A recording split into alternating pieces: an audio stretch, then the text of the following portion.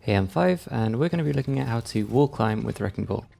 For this, we're going to need a flat surface at a right angle to the ground, and I'm going to be using this wall on Watchpoint Gibraltar.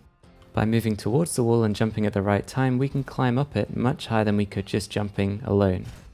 This is great for getting to high grounds or for triggering your pile driver, but I don't think anyone can do it perfectly consistently, not because it's inconsistent within the game itself, but because there's a lot of human error, both in timing your jump once you reach the wall and approaching the wall at a good speed that's actually going to let you climb up it at all.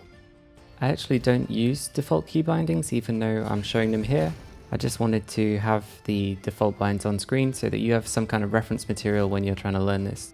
Taking 5 or 10 minutes to practice this and find that sweet spot of when to press jump and how fast to move into the wall is going to help you a lot.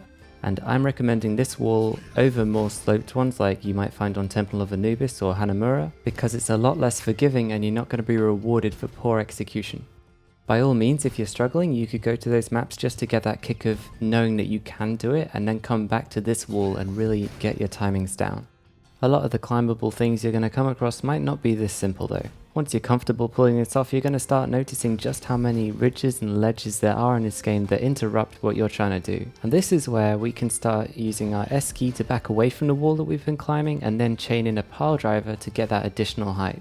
This can really push you into some unpredictable places and catch people off guard.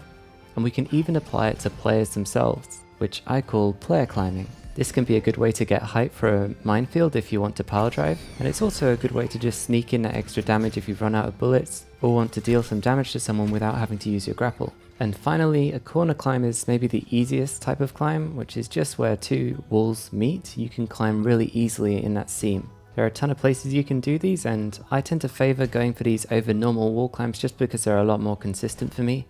I don't think there's any shame in choosing to wall climb up a seam instead of the steep face of the wall itself, and failing wall climbs over and over is not a good look and wastes a ton of time.